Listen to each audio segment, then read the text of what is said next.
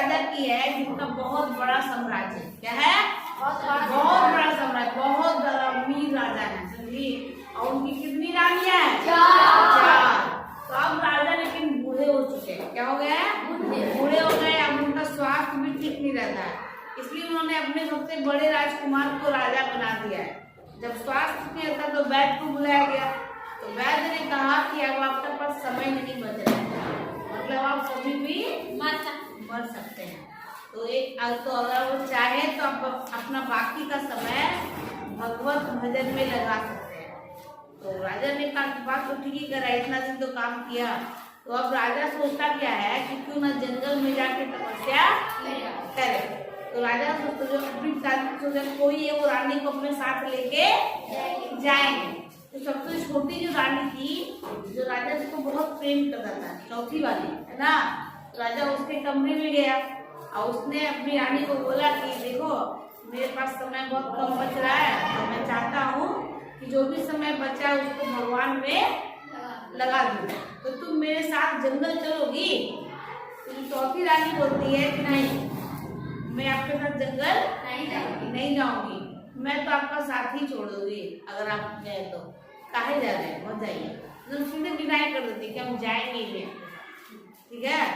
तो राजा मेरा मुंह रखा होता है, उदास हो जाता है, सोचता है कि सबसे ज्यादा हम उसको प्यार किए और ये हम मेरे साथ जाने के लिए बिल्कुल भी तैयार नहीं है कि नहीं मैं आपके साथ नहीं जाऊंगी, आपको आगे का सफर पूरी तय करना है, ठीक है। तो उदास हो जाता है, तब राजा तीसरी रानी के पास जाता है। किसके पास जाता है? तीसरी रानी के पास। राजा को उम्मीद है कि शायद ये रानी मेरे साथ जाए और इससे भी वो राजा प्रेम करता है। तो तीसरी रानी के पास जाता है, तो रानी बोलती है कि जंगल में जो है दिमाग खराब हो गया आपका, इतना बड़ा महल है, आराम से रहिए, बाकी का समय बिताइए, ठीक है। वो रानी बोलती है कि अगर किसी रानी क्या बोलती है कि अगर आप जंगल जाते हैं तो जैसे ही आप जंगल जाइएगा हम दूसरा विवाह कर लेंगे, ठीक है। तो रानी क्या बोलती है तीसरी वाली कि जैसे ही आप जंगल जाइएगा हम दूसरा विवाह कर लेंगे, लेकिन आपके साथ जंगल नहीं जाएंगे। राजा का मुंह फिर से लटक गया, रुझा गया, क्या ही ये सबको प्रेम करते थे लोग, कोई करता ही नहीं है मेरे से प्रेम। अब राजा दूसरी रानी के पास गया, तो जो उसकी दूसरी रानी है वो बहुत ही ज्यादा बुद्धिमान है, बहुत ही होशियार है। राजा ने जितना भी काम किया अपने राज्य में वो अपनी दूसरी रानी से पूछ के ही वो करता था, ठीक है। तो उस दूसरी रानी से पूछा कि तुम मेरे साथ चलोगी? तो उसने कहा कि नहीं महाराज, मैं आपके साथ जंगल तो नहीं जा सकती हूँ, लेकिन हाँ इतना मैं कर सकती हूँ कि कल को आपकी अगर मृत्यु हो जाती है तो आपका अंतिम संस्कार मैं बहुत अच्छे से करवा दूंगी, मतलब उसमें कोई दिक्कत नहीं आएगा, एकदम शान स्वागत के साथ आपका अंतिम संस्कार होगा, पूरे इज्जत के साथ मान के साथ आपके मतलब अंतिम संस्कार का जो भी क्रियाक्रम होता है सब मैं करूंगी, लेकिन आपके साथ मैं जंगल नहीं जा सकती, मैं जा ही नहीं सकती, ठीक है।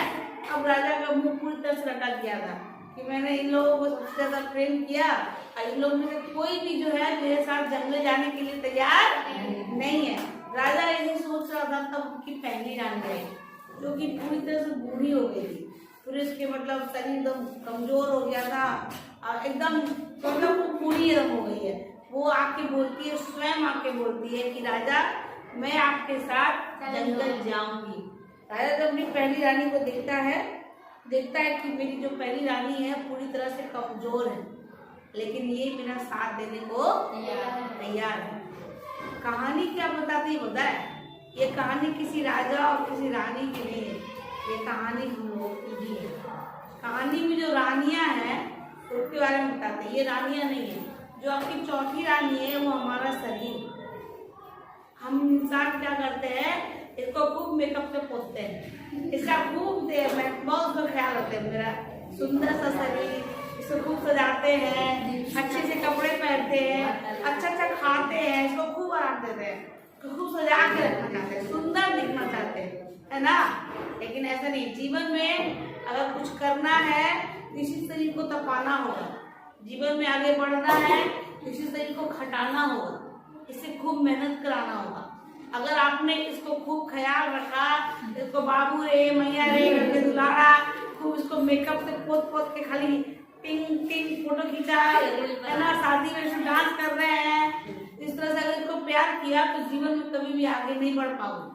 और ये सही बात है, आपने कहानी में मैंने बताया ना, चौथी रानी ने क्या कहा, मैं बिल्कुल नहीं जाऊंगी।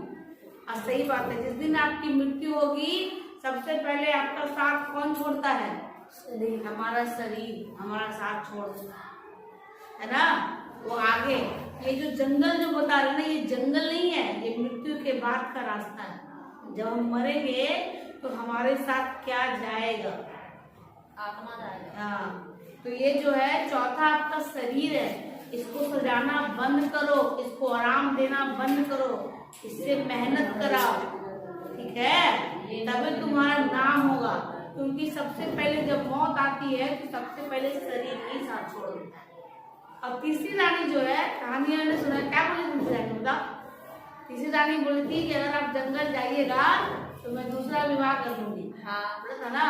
दूसरा विवाह का मतलब ये जो तीसरी रानी कौन है? ये वो चीजें जिनके पीछे हम भाग रहे हैं। गाड़ी चाहिए, बंगला चाहिए, घर चाहिए, बढ़िया बढ़िया कपड़े चाहिए, टीवी चाहिए, फ्रिज चाहिए, कूलर चाहिए, एसी चाहिए, बड़ी बड़ी गाड़ियां चाहिए, सब चाहिए ना। ये वही तीसरी रानी है। जैसे ही आपकी मौत होगी वो सारी चीजें आपकी नहीं रहेगी, किसी और की मिलेगी। शादी करना मतलब किसी और की मिलेगी, समझे? तो तीसरी रानी भी इसके साथ ही, जैसे ही आप मरोगे ये सब चीजें किसी और को मिल जाएगी। वो आपके पास जिंदगी भर हम इंसान ही तो करते हैं, मेहनत भी क्यों करते हैं? बढ़िया कपड़ा पहनना है, बढ़िया बढ़िया घूमने जाना है, घर में फ्रिज चाहिए, घर में एसी चाहिए, है ना, घर में सुख सुविधा का सारा सामान चाहिए। जैसे लेके हम लोग जब ऊपर जाएंगे ये सारी चीजें किसी और को मिल जाएगी, चाहे आपके फैमिली को मिले, चाहे आपके बच्चे को मिले, जिसको भी मिले, आपको नहीं मिले, आपके साथ ये नहीं जाएगी। अब दूसरी जो रानी है, दूसरी रानी ने क्या कहा था कि आप मरोगे ना, मैं अच्छा से स्वागत। हाँ, सोचो दूसरी रानी कौन हो सकती है, बताओ कोई? दूसरी रानी आपकी फैमिली, आपके फ्रेंड्स, आपके परिवार वाले, दोस्त। जब हम मरते हैं तो यही लोग तो जाते हैं साथ में, आपको जला के चले आते हैं ना। देखे ही होंगे किसी किसी का, तुम लोग तो जरूर देखे होंगे, ना देखे हो ना। क्या परिवार दोस्त क्या करते हैं? जब आप मर जाते हैं तो अच्छे से नियम पूर्वक अंतिम संस्कार करते हैं।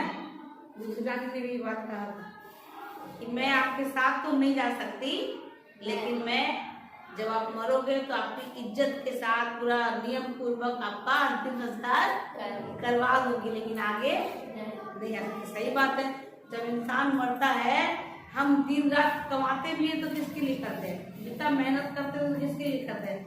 अपने माता पिता के लिए, अपने बच्चों के लिए, अपने परिवारजनों के लिए करते हैं ना। क्या ये काम आते हैं मरने के बाद? आते हैं? ये आपको जला देंगे और फिर यही आदमी आके नहाएंगे, नहाते हैं ना। जब हम लोग अंतिम संस्कार करके आते हैं तो जो लोग अंतिम संस्कार में जाते हैं शमशान, उन लोग को आके पहले नहलाया जाता है, खुद नहाते हैं छुआ के लिए, है ना।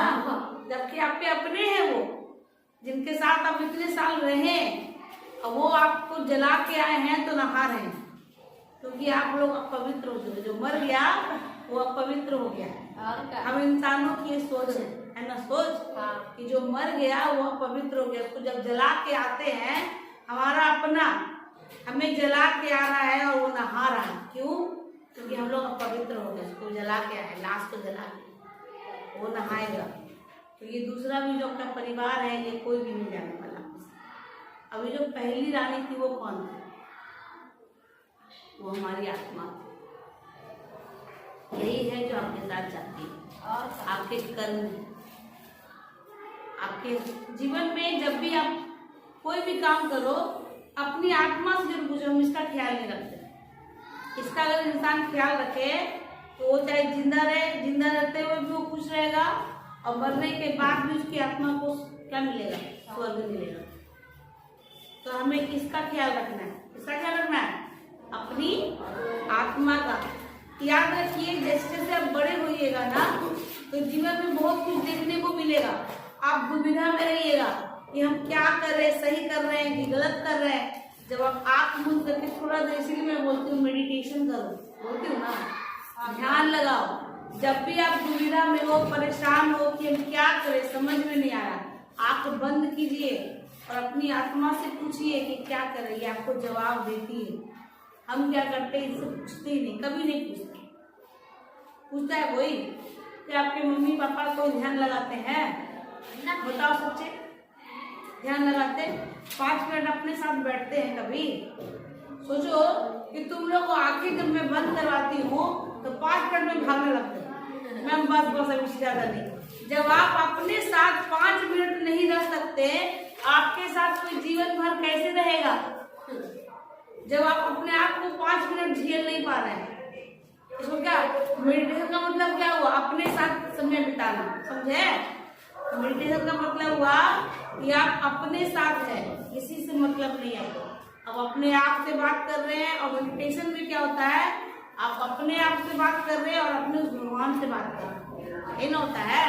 तो जब हम आंख बंद करके बैठते हैं और हमें अकबक लग रहा है, इसका मतलब सोचो तुम कैसे इंसान हो यार, कि तुम अपने साथ 5 मिनट नहीं रह पा रहे हो। तुम्हारे साथ कोई क्यों जीवन भर रहेगा? कोई क्यों तुम्हारे साथ रहना पसंद करेगा? जब आप अपने साथ खुश नहीं है तब दूसरों को क्या खुशियां दोगे? समझे? तो कहानी यही चारों पे है। अपनी आत्मा का ख्याल थोड़ा रखो, 5 मिनट थोड़ा डेली मेडिटेशन करो। इससे क्या होगा, आपको सही और गलत में अंतर करना सीखिएगा।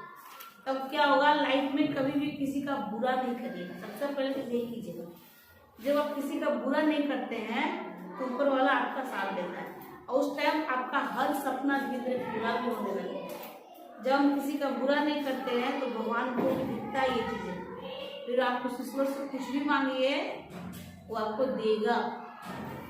आप जो बनना चाहते हैं, जिस चीज के लिए आपको परेशानी है, कोई दिक्कत है, कोई तकलीफ है, जीवन में जो भी दुख और तकलीफ है, हमारे कर्मों की वजह से ही है।